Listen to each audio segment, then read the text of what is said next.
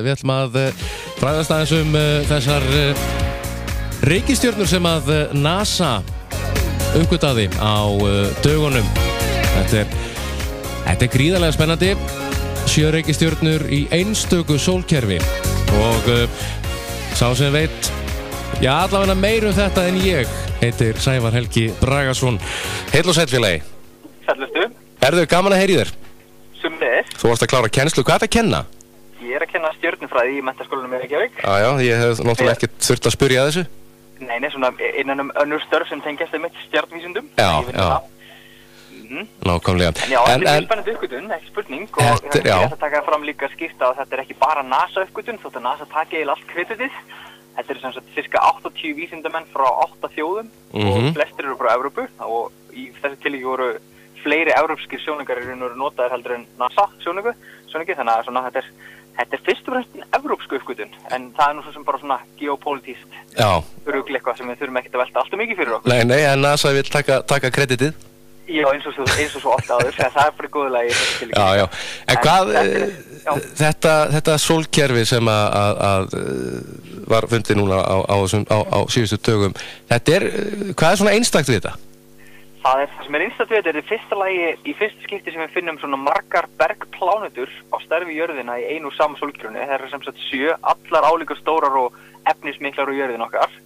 Og það sem er líka sérstakt við þetta er að 3 þeirra að minnstakosti eru lífvænlegar, þar að segja þær eru á því svæði í sínu sólkerfi þar sem vatn getur verið stöðugt á fljótandi formi á yfirborðinu, sem kallast lífbelti, en hinar 4 getur líka verið lífvænlegar ef aðstæður eru akkurat réttar. Þannig að þá er þetta bæði það sólkerfi sem við flest netti á stærð við jörðina og sem er líkjast jörðinni að því litinu til og sömulegis það sem líf geti leynst, og í sólkerfinu okkar sem dæmi eru náttúrulega bara 4 bergreikistjörnur en það eru 7. En þarna eru notaðir öflugustu sjónaukar sem völ er á og þeir geta þeir virkilega séð þetta að þessar plánetur eru úr svipuðu efni og jörðin? Nei, það sem að menn gera þarna og kannski líka gott að taka það fram á, þetta er góð spurninga því að við höfum aldrei séð þessar plánetur. Við höfum bara mælt áhrifum sem þær hafa á sólarljósi sem best frá stjörnunni sjálfri. Það er að segja, þegar reikistjörnurnar fara fyrir sólina þeirra, að þá myndast til lítill skuggi sem við mælum frá jörðinni og svo vitum við þá hversu stór reikistjörnun er út frá því hversu mikill eða stór skuggin er, og ef við vitum hvað hann er stór þá vitum við hversu rúmmálið er þar á leiðandi og svo er ákveðin seinkun sem verður á endurtekningu á þessum þvergöngum eða myrkvum og út frá því er hægt að mæla massan, það sé hversu mikil seinkun verður, það ræðist því hversu mikil massi er í kerfinu og þá er þetta reikna það allt saman út líka og þá komum við bæði rúmmál og massa og þá getur við fundið út eðlismassa og eðlismassin gefur upplýsingar úr hverju hnettinir eru og þegar við gerum það, þá sjáum við að eðlismassin er mjög svipaður eðlismassa jarðarinnar og það segir okkur náttúrulega að þessi hnettir hljóta að vera úr bergi og einhvers slíku. Ef að eðlismassin til dæmis hefði verið líkar í Júpíter, þá myndum við vita það að þetta voru gasrissar eða eitthvað þannig, eða gasnettir. Fjarlægðin, hún er ekki stór stjarnvísindarlega séð, en þetta eru hvað, 40 ljósari burtu? Passar, þetta er svona næsta nágrinni okkar þannig séð. Þetta er samt alveg ótrúlega langt í burtu og eins og ég hef held ég nefnt nokkur sinnum í ýmsum fjölmiðlum núna síðustu daga, þá tæki fjarlægið okkar þangað svona cirka 800.000 ár ef við ætlum að færast þangað með þeirri tækni sem við ráðum við í dag. Þannig að við erum ekki á leið þangað í bili að minnsta kosti. Ekki á næstu árum. En nálægðin hins vegar gerur okkur kleift að rannsaka þetta kerfi miklu betur heldur en nokkurt annað kerfi svona jafn áhugavert sem við höfum fundið til þessa.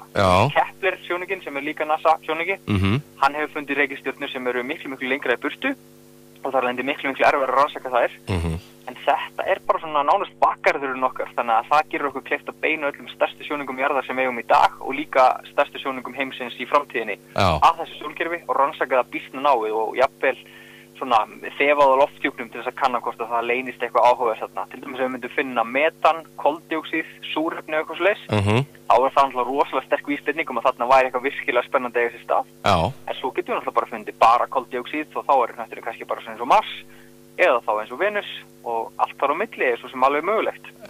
En miðað við það sem að NASA eða vísinda stjörnufræðingar hafa núna er að það eru þokkalega líkur að það sé fljótandi vökvi þarna á þessum plánundum.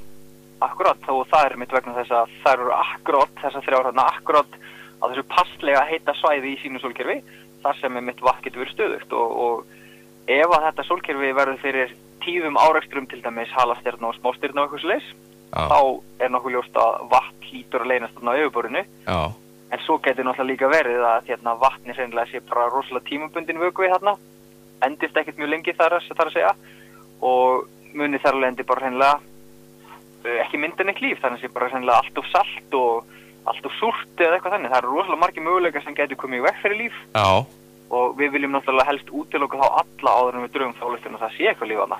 En ef það er fljótandi vatn og er þá ekki, eins og þú segir, svolítið sterk merki að það sé eitthvað í gangi? Jú, ég hef allavega við jörðina, en við getum kannski bara því miður ekki miðað við jörðina því að við vitum ekki hvort að þetta sé einstakt sem á við hana eða ekki. Þarna er alltaf komið snetti til að rannsaka það. Ég meina, hér á jörðinni, hvar sem við leitum þar sem við finnum vatn, þá finnum við líf. Það er meira að segja neðanjarðar og nærist bara hreinlega á hrörnun geislavirkra efna. Það er eitthvað sem getur þess að komið til að greina á Mars og jafnvel Venusi líka, það er alveg spurning. Og það er ekkert útilokað þessi eitthvað svoleiðis og svo getur náttúrulega lífið verið bara miklu fjölbreyttara heldur en við gerum okkur grein fyrir og það sé ekkert eins og það sem við þekkjum, hann sé bara að gera ólíkt og það er rosa margir spennandi möguleikar í boði og þetta er bara til þess að svara því verður við bara að rannsaka meira. Hvað gera vísindamenn akkurat núna eftir þennan fund? Eftir þennan fund þá náttúrulega halda menn áfram bara núna að velta fyrir sér hvernig aðstæður eru þarna. Þessar reikistjörnur allar eru svo rosalega nálægt sinni sól sem heitir TRAPPIST-1 og er það sem kallast rauður dvergur. Allar eru svo nálægt þessari sól að líklegast snúaðar alltaf sömu hliðinni að sinni sól þegar svona eins og tungli snýr sömu hliðinni á jörðinni og það getur valdið því að það getur gert nettina ólífanlegri fyrir vikið þannig að það hefur verið að skoða alla þessa möguleika fram og tilbaka. Það hefur verið að velta fyrir sér mögulegum lofthjúpum og svo náttúrulega verður stærsti sjónungum heimsins beint að þessu kerfi í reyna að finna í raun og veru mæla lofthjúpana ef einhverjir eru og þá fáum við bara úr því skórið á næstu árum hvað leynist þarna meira. Þú talar að þetta sé svona nánast bara í bakgarðinum hjá okkur en vísindamenn tala að á næstu svona 10 árum munu þeir geta sagt til hvort að líf sé að finna þarna ekki samt alveg á þessum tíma? Já, það kannski stundum líka pínlítil bjartsýni hjá þeim að því að við höfum sagt þetta líka fyrir 10 árum að það myndi finnast líf á næstu 10 árum. Þetta er svona svolítið eins og við förum til Mars á næstu 20 árum, svo líða 20 ára og ekkert gerist. Það er náttúrulega bara rosalega erfitt að finna þetta, en ég held að við séum náttúrulega meiri möguleika núna heldur en nokkur sinni fyrr að finna annan hnött sem að líkist jörðinni, eitthvað, við færumst alltaf sífellt nærði og það er náttúrulega hvert sem við horfum út í geiminn á einhverja stjörnur, þá finnum við reikistjörnur og í þessi tilviki þá eru stjörnur eins og TRAPPIST-1 sem er þessi sem segir rauður dvergur, þetta er algengasta tegund stjarna í vetrarbrautinni og algengasta tegund stjarna í nágrenni okkar í vetrarbrautinni líka fyrir vikið, þannig að það er bara, og svo reyndar skýrist þetta líka því að það er miklu auðveldara að finna reikistjörnur í kringum stjörnur á þessi tagi heldur en nokkuð tíma stjörnur eins og sólin okkar en jú, ég myndi segja, við færast alltaf nærði en hvort það sé 10 ár, 20 ár, 30 ár, það er bara algjörlega ómögulegt að segja en við skulum vona að það gerist fyrr en síðar allavega. Þetta er gríðarlega merkileg uppgötvun og þú vissi nú ansi mikið árin að þetta fór í fjölmiðla var ekki erfitt að þegja yfir þessu? Jú, það er svona sérstaklega erfitt að þegja yfir þessu þegar maður sér vangavelturnar á netinu og þegar þær eru komin út í allt eitthvað rugl og eins og stundum gerist það er alltaf hæpa upp á öllu valdi og ástæðan fyrir því ég vissi hvað það var fyrirfram er svo að NASA er ekki einu stofnun sem þetta tengist heldur stofnun sem ég vinna þess fyrir sem heitir ESO, stjörnustöð Evrópuland og Suðurhveli og það eru þeir sem eiga alla stóru sjónungarna í heiminum T sem er svona risasjónungar en allavega og ég fæ allar og ég hef allar upplýsingar frá þeim það sem er að gerast á næstu mánuðum og svona þannig að ég veit svona eiginlega allt það helsta sem á eftir að eiga stað á næstunni en svo getur alltaf komið eitthvað nýtt og spennandi sem maður bara veit ekki af. Allir að spyrja Sævar og Sævar má ekki segja neitt? Nei, ég var reynda að bladraði alltaf miklu í einhverjum þætti þarna og svona en sumir trúa mann ekki að sjálfsögðu því þeir búist við einhverju ennþá öflugra en þetta er ekki í fyrsta skipti það sem þetta gerist og einn daginn fyrir fólk að trúa manni þegar maður segir að þetta sé ekki líf og að þetta sé eitthvað annað heldur en fólk er að velta fyrir sér. Þú skúpar nú einhverju til mér þegar þið finnir líf? Ég held að það var ekki fram að nokkur með einasta manni þegar það finnst. Já, svona bara láta mig vita á undan? Já, ég skal gefa þetta alltaf. En hérna, það verður náttúrulega bara einhver stórkostlegasta uppgötvun í sögu vísindanna og það verður væntanlega mjög erfitt að þegja yfir henni. Já. Dæmi aðra svona rosalega stóru uppgötvun uppgötvunin á hérna þyngdarbylgjum sem fundust í fyrra, tilkynnt var í fyrra. Og það var, af því það það stórt í svona á mælikvarða vísindanna, þá var það eiginlega komið í ljós löngu áður en það var tilkynnt að það væri verið að tilkynna uppgötvun á því. Já. En það menn bara rosalega erfitt með að þegja og skiljanlega þegar eitthvað spennandi í gangi. Heimurinn gríðarlega stór, lífaður en höttum, ertu samfærður það? Ég alveg samfærður það, það bara heimurinn okkar svo hrikalega stór, það svo margar stjörnur að núti, að tölfræðilega séð bara svo óskaplega ólíklegt að við séum bara það einu. Já, og hvað vitum við nema það séu ykkur að fylgjast með okkur? Já, það líka alveg möguleiki, það rosalega skemmtilega möguleiki, kannski veit líf eitthvað þróa líf á okkur nú þegar og kýsa að láta okkur í friði á meðan við reynum að þroskast upp úr því sem við verum að fasta í dag. Það bara þannig. Og hérna hleypa okkur síðan inn í eitthvað svona vetrarbrautar samfélag þegar við erum orðið nógu þrosku til að takast á við það. Já. Það alveg feikilegu möguleiki og það rosalega skemmtilega pælingar sem fylgja öllu þessu. Já. Við getum rætt þetta alveg næstu klukkutímana. Svona lokum, Sævar, eitthvað merkilegt á okkar fallega stjörnuhimni sem við að skoða?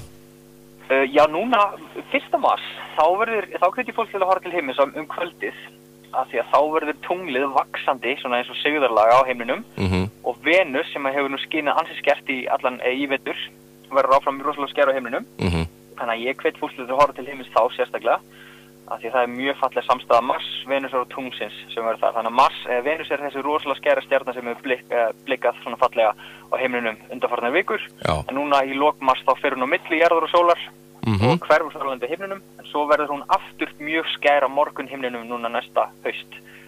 Frábært. Þá sem ekki veit, ég það líður nefnilega valla svo dagur, ég fæ ekki spurningu það hvaða bjarta stjarna þetta séu á himninum. Já. Ég reyna að nýta hvert tækifæri sem ég get.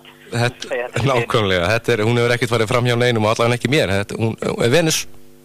Já, Venus sem svona einmitt gullfalleg. Já, nákvæmlega. En Sævar Helgi, takk fyrir spjallið og við verðum í bandi, ég ætla að vera bara reglulega í sambandi við þig. Bara endilega, alltaf til. Takk fyrir þetta og góða helgi. Takk fyrir. Takk, bless.